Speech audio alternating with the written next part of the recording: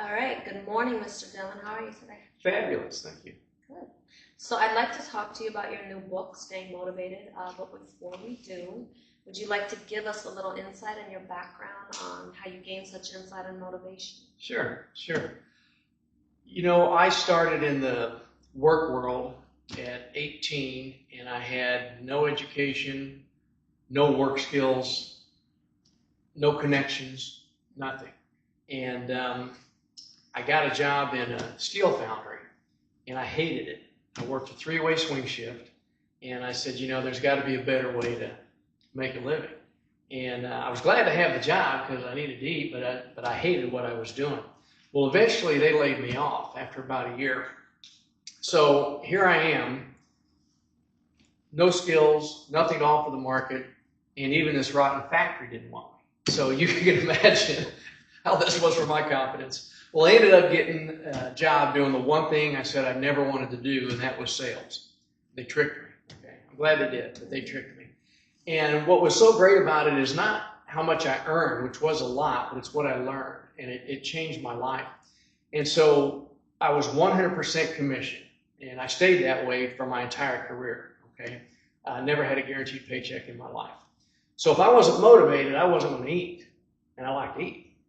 So I learned how to motivate myself, and then they promoted me up to management, and I had to learn how to motivate other people. So I learned a lot about human nature and what makes people go and what doesn't. And then I made a formal study of it on top of that because I really wanted to know why some people were ready to get after it and some people weren't. And if we could get them going, of course, then it was better for all of us that were involved. So I made it a study. I lived it. I learned it. And since I was such an unlikely candidate to be successful, I know that motivation is everything. So that's kind of how I came about it. That definitely makes sense. Huh. All right. So who is this book for? Two types of people.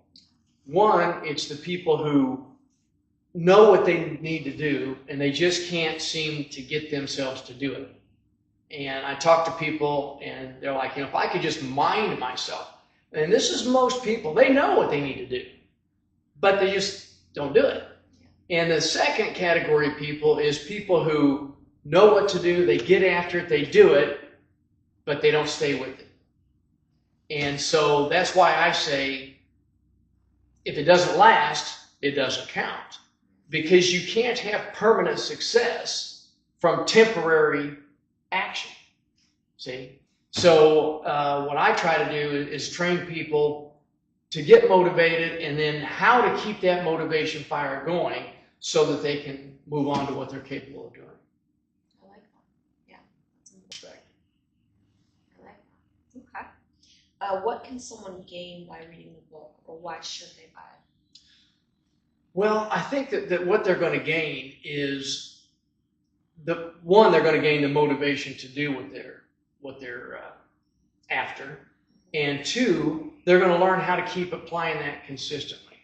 See, again, so many people, they're like, okay, I know what I'm capable of, I know what I can do, but I'm not doing it. And what I have found is that so many people sell themselves short. You know, there's some people that are ego trippers, but really not that many by contrast. Most of the people I know that I've worked with and dealt with, and I've dealt with people, and I've managed literally thousands of salespeople, from younger people in their early 20s to older people in their 60s. And there's common denominators there.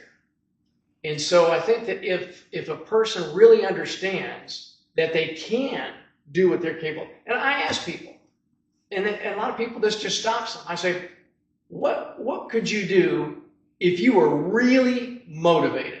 How high up that pyramid could you go if you were really motivated to do it?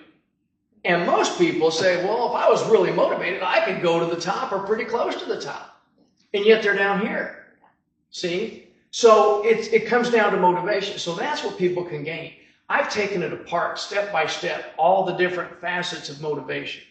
And if a person will follow that and work it and change their thought process, reprogram their subconscious mind, they're going to become successful and be able to keep it going at that level.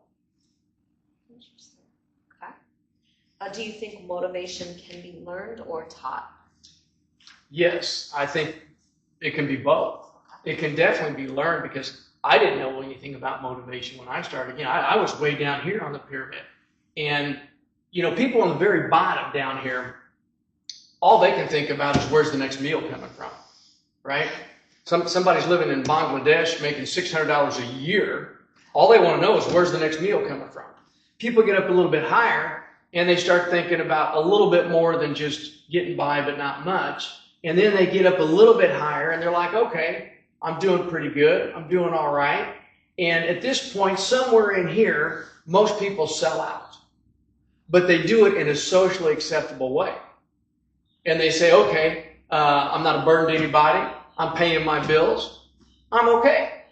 See? And they buy into these theories that people at this level say, which is those people at the top are crooks. That's why they're at the top. Or they say, you can never make it up there. They had connections, or luck, or something. But you're not ever going to do that. It's too high. It's too steep. It's not going to happen. And they believe it. And they stay down here where they're comfortable. And some people say, I go a little bit farther. And see, once you get up here, then you can see a little farther. And so you say, I didn't think I was going to get from here to here. But if I did, then maybe I can get from here to here. And as you get higher, you can see a little farther and you can become a little better. So everybody knows where they could be on that pyramid if they really are honest with themselves. If I really wanted to, what could I do? If I was really motivated, what could I do? And so that's what I try to do, is I try to talk to people about, let's get you where you know you can be. It's not a matter of if you have the capabilities, especially if you're living in this country. This is the richest, most productive country that this world's ever seen. You've got all these opportunities. So let's get you moved up. Yeah. I would say once you get past survival, that comfort zone is what you're trying to get people out of. Is that kind of? That's exactly right. Okay. That's exactly right. Because most people have ambitions they go a lot further than their reality. See? And so what I'm trying to do is motivate people, again, because of what I went through. See, if I'd have bought into what they were telling me when I was down here, I'd still be down there. I had a guy tell me, pretty early on in my career, he said, look, you were born a poor boy. You're always going to be a poor boy. Now, if I'd have bought into that, see, I'd have never gone anywhere. I had, at one point in my career, I went to move clear across the country. And guy said, why are you moving there? And I said, well, this is actually, it's a difficult market, which makes it a great opportunity. And I'm going to be able to make a lot of money there. And he said to me, well, if it's such a great opportunity, somebody would have already done it. Now think about that kind of a philosophy. See, I talk in the book about you got to have the right philosophies. If your philosophy is all the good opportunities are already gone, there's no motivation to do anything. That's true. But if you got a philosophy that says, hey, there's more out there than I could ever get, see, and I can get it if I really go after it, that philosophy is going to lead to more motivation. So that's one of the things I talk about in the book. Choose your philosophies. And cut out the noise. Cut out the noise. You've got to limit your time around the negative people. The people that are telling you, the deck's stacked against you. Or the one I heard, my whole life I heard, the common man doesn't stand a chance. I heard it over and over, common man doesn't stand. Well, see, that hit me because I was a common man, right? And to tell me I don't have a chance before I even start. So you have to think your own thoughts, and you have to choose those thoughts. And you have to, like you said, eliminate that background noise. If somebody is not telling you something that's beneficial and inspiring for you, you need to limit your time around them, even if they're family. Yeah, because technically the common man has gotten us this far in society. Abraham Lincoln said, God must love the common man because he made so many of them. Yeah, I like that. Exactly. Perfect. Yeah. So what do you say to people who say all motivation comes from within? Okay, now see, we can get into an intellectual discussion about that. It is true that motivation comes from within. That's true. the question is, can we stimulate that? Can we make that internal motivation rise up? And we can. Okay, I know for a fact we can from working with salespeople. I would have people come in and they really weren't, I mean, they were getting by, they really weren't doing great things. And you could say, well, they're not motivated, they need to just, buck up or whatever. But what I found is, as you educate people, and if you inspire people, then they can internalize that and repeat it. See, and that's the trick, is being able to repeat it. So, true enough, motivation does come from within. However, we can do a lot of things to keep it going. And one of the things I talk about in the book, I say PIPM, okay? Permanent input leads to permanent motivation. So you've got to have positive input on a regular basis. So you ever been to a meeting and got fired up? Yes. I'm going to do it now. I'm at one now. Okay. But then later you kind of come down. See, so I tell people, if you get fired up at those meetings, if you go to a seminar and get fired up, why don't you do it every day? You're like, well, how can I do it every day? Give yourself the seminar every day. Read a book every day for 5 minutes in the morning. Listen to an audio. Watch a video. See, permanent positive input leads to permanent motivation. When I was really down, see, I lost everything, okay? Twice. Absolutely everything. Made a fortune. And lost it.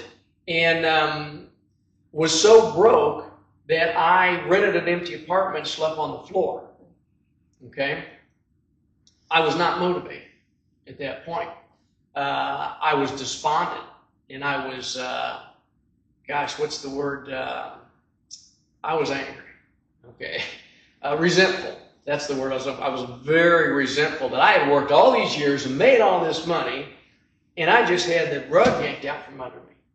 So I was not motivated. It was very difficult. But at that point, I realized, you know what? It took me a while to realize it. How long? Honestly, it took me well over a year. That's pretty good, actually. Yeah. Considering you lost everything. Well, it did. I was in a funk for a long. I was in depression. I didn't even know it. Somebody pointed it out to me. They said, you're in depression, and I thought about it, and I thought, yeah, I guess I am. But what had happened is I had quit having those positive rallies with myself every day. And all the input was negative because my life was negative. So, and I tell people, you don't delude yourself. And this is what people don't understand about a positive attitude. Positive attitude doesn't mean, I'm going to wake up on the floor in this apartment and go, I'm happy I'm sleeping on the floor. That's idiotic. You don't slap a smiley sticker on something and then everything's good. But you've got to be intelligent enough to say, okay, I have to have the right thoughts because thoughts lead to actions and actions lead to results. So I've got to have the right thoughts to get there. So one day it hit me, they can't take away what's in my head. They took all my money, but they can't take what's in my head. And what's in my head is what got me the money, so I'm going to do it again. But this time, I know more, I'm going to do it faster. And so I got motivated. And I inundated myself with positive input. I had to. But that positive input every day kept me permanently motivated. And pretty soon, boom, it was happening. It didn't happen overnight. But within a very short period of time, I'd made back everything they took from me. And was still able to retire younger than most people. I like it. Interesting. Yeah, I definitely agree with that. Well, this has been an excellent interview, Mr. Dillon. I appreciate it. I read your book, and I was extremely motivated, and still am. Good. By the way. Let's keep still it going. am. It's a really good book, and I'm really glad I got the opportunity to read it, so thank you very much. Well, thank you, and I appreciate your time.